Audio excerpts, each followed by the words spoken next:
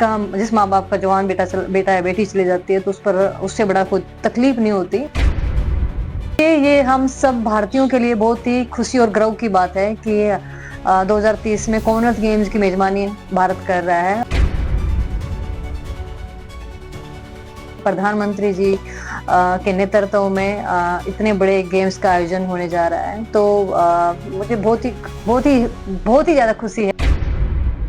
सोनीपत में अंतर्राष्ट्रीय पहलवान और अर्जुन अवार्ड विजेता गीता फोगाट ने कहा कि भारत को 2030 कॉमनवेल्थ गेम्स की मेजबानी मिलना खेल इतिहास का गर्वपूर्ण पल है।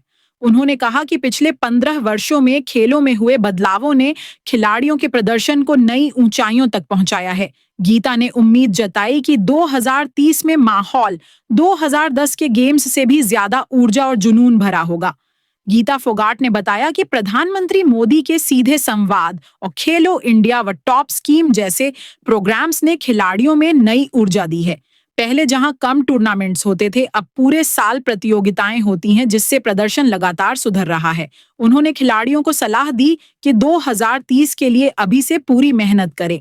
ये हम सब भारतीयों के लिए बहुत ही खुशी और गर्व की बात है कि 2030 में कॉमनवेल्थ गेम्स की मेजबानी भारत कर रहा है, और इसके लिए मैं सभी देशवासियों को बधाई देना चाहती हूँ। माननीय प्रधानमंत्री जी के नेतृत्व में इतने बड़े गेम्स का आयोजन होने जा रहा है, तो मुझे बहुत ही ज्यादा खुशी है, क्योंकि मैं स्पोर्ट्स पर्सन हूँ। और मुझे याद है जब 2010 कॉमनवेल्थ गेम्स दिल्ली में हुए थे, इंडिया में हुए थे, तो हम उस गेम्स को लेकर के हम कितने एक्साइटेड थे, हमारे अंदर कितना जुनून जोश था। तो बहुत ही गर्व की बात है। तो लग रहा है कि अब की बार भी एक मेडल अच्छे आएंगे, पहले जो बिल्कुल बिल्कुल। देखिए 2010 अब 2023 20 साल का गैप है, और अभी 2025 चल रहा है, तो इन 15 सालों में बहुत कुछ खेलों में बदला है। जब से माननीय प्रधानमंत्री जी सरकार में आए हैं, सेंटर में जब से प्रधानमंत्री बने, उसके बाद से मुझे लगता है कि खेलों के प्रति उनका जो लगाव है वो देखने को मिलता है। जिस तरह उन्होंने विश्व में पहचान दिलाई है भारत देश को, तो और उसके साथ साथ जिस तरह से जब भी कोई भी खिलाड़ी जब भी मेडल जीत के आते हैं, तो वो बुला करके उनको प्रोत्साहित करते हैं, सम्मान देते हैं। तो ये एक जो खिलाड़ियों के बीच में के साथ मतलब एक गैप होता था, वो अब नहीं रहा है। तो आप कोई भी खिलाड़ी कहीं मतलब उनको कोई कमी लगती है, किसी चीज की उनको कमी लगती है, तो वो सीधा जा करके मतलब मिनिस्ट्री में या किसी से मिल सकते हैं। वो एक इजी वे हो गया है।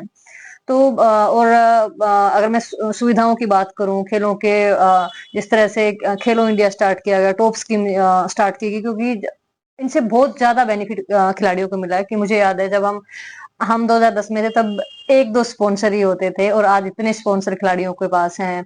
इतने सारे गेम्स होते हैं, अंडर 14, अंडर 16, अंडर 19, सब जूनियर। और ये तो उस टाइम हमें मौका मिलता था, साल में हम 1 या 2 बार हम खेल पाते थे इंटरनेशनल लेवल पे ना। अब लीग स्टार्ट हो रही है, तो इन सब का बेनिफिट खिलाड़ियों की परफॉर्मेंस पे बढ़ता है, और इसी वजह से हमारे खिलाड़ियों की परफॉर्मेंस बढ़ती है, और ज्यादा से ज्यादा मेडल जीत पाते हैं। लगता है कि अब की बार काफी ज्यादा मेडल आएंगे, क्यों हम देखिए बिल्कुल बिल्कुल। जब किसी कोई देश मेजबानी करता है ना, तो मैं आपको बताना चाहूंगी कि जब 2010 कॉमनवेल्थ गेम्स होने थे, तो 2002 और 3 की बात है। दिल्ली के एजी स्टेडियम में हमारा पहला कैंप कैडेट का लगा हुआ था, और मुझे अच्छे से याद है वहां पे सब बड़े बड़े बैनर्स लगे हुए थे, 2010 कॉमनवेल्थ गेम्स इन दिल्ली।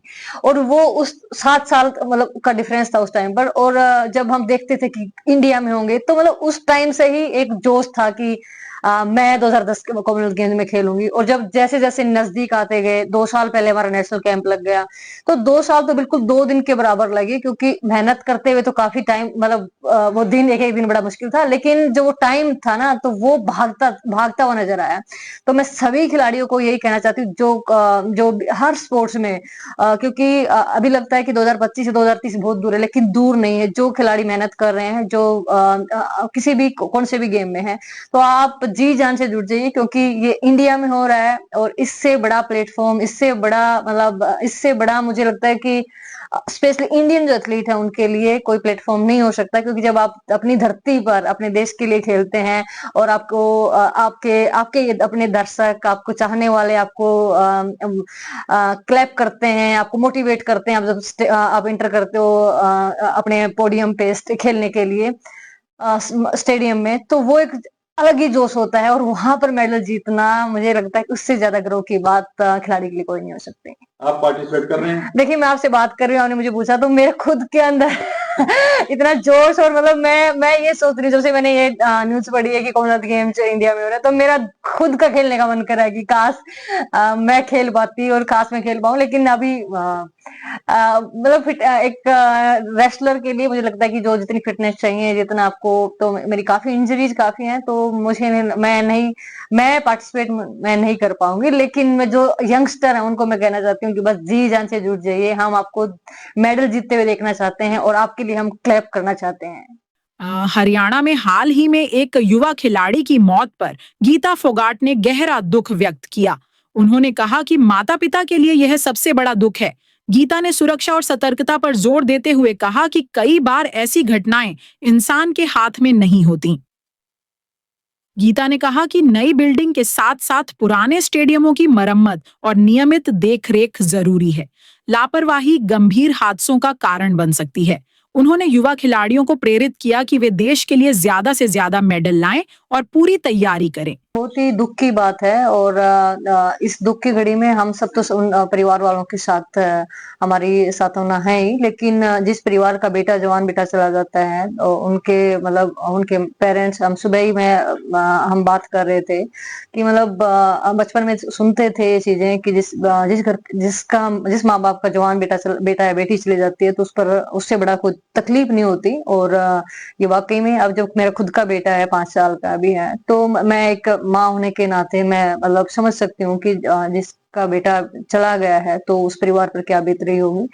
बहुत ही मैं कहूंगी कि अनफॉर्चुनेट है, क्योंकि देखिए, आप अब हर कोई अलग अलग तरह की बात करता है, लेकिन बिल्कुल ये एक मैं कहूंगी कि कुछ चीजें होती हैं जो हमारे हाथ में नहीं होती।